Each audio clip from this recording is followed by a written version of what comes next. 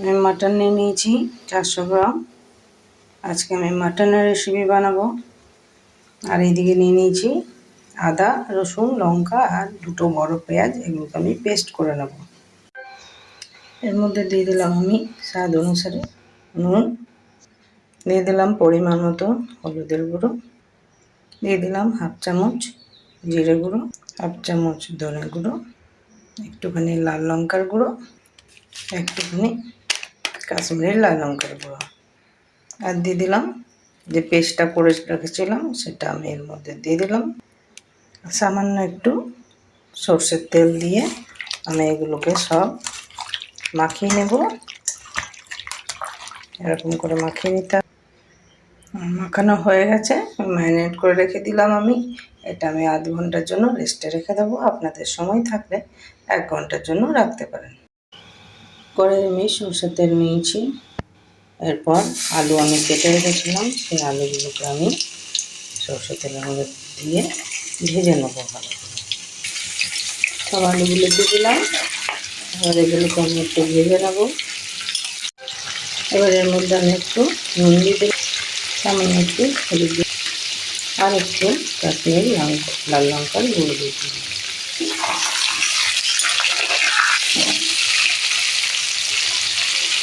আর এগুলোকে আমি ভালো করে ভেজে নেব। তেলের মধ্যে হলুদ আর কাশ্মীরি লঙ্কা দিলে রঙটা খুব ভালো হয়, তাই তেলের মধ্যে দিলাম। আগে থেকে আলুর মধ্যে মাখিয়ে দিলে সে রঙটা আসবে না এবং আলুর কালারটাও এতে খুব ভালো হয়। দেখুন আলুগুলো ভাজা আমার হয়ে গেছে। এবার আমি এগুলো সব তুলে নেব। এবার এই তেলেই আমি পেঁয়াজগুলো দিয়ে দিলাম। পেঁয়াজগুলো আবার ভেজে নেবো ভালো করে। দুটো বড় বড় পেঁয়াজ এর মধ্যে দিয়েছি। সোনালি যতক্ষণ না হয় ততক্ষণ আমি পেঁয়াজগুলো ভেজে নেব। দেখুন পেঁয়াজগুলো সোনালির মতো ভাজা হয়ে গেছে। এরপর আমি এর মধ্যে মাংসটা দিয়ে দেবো। মাংসটা দিয়ে দিলাম। মাংসটা একটু ভালো করে কষিয়ে নেব।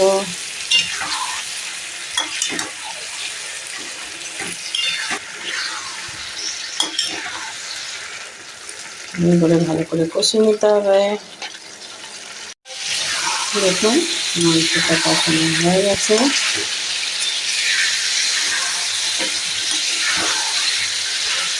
যে সময় আমি ফ্লেমটাকে লো করে আগের থেকে ফেটে রেখেছিলাম আমি দই, সেটা আমি এর মধ্যে দিয়ে দিলাম। আর বাটি ধোয়া জলটাও এর মধ্যে দিয়ে দিলাম। এরপর এটাকে লো ফ্লেমে আমি ভালো করে কষিয়ে নেব, নইলে দইটা কেটে যাবে। দেখুন আমার কষানো হয়ে গেছে।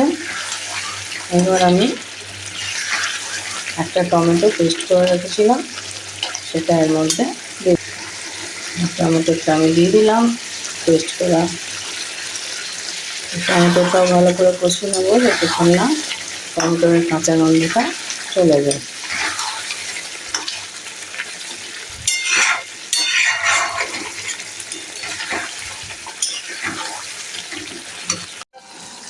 দেখুন টমেটোর থেকে একদম তেল বেরিয়ে গেছে, কাঁচা গন্ধও নেই। এই সময় আমি মিট মশলা এর মধ্যে দিয়ে দেব। এর মধ্যে আমি মিট মশলা দিয়ে দিলাম।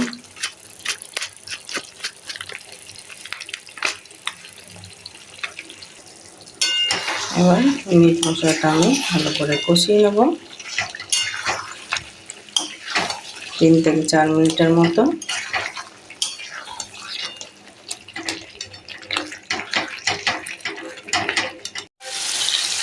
এবার সামান্য একটু আমি জল দেবো এর মধ্যে, জল দিয়ে একটু কষাবো।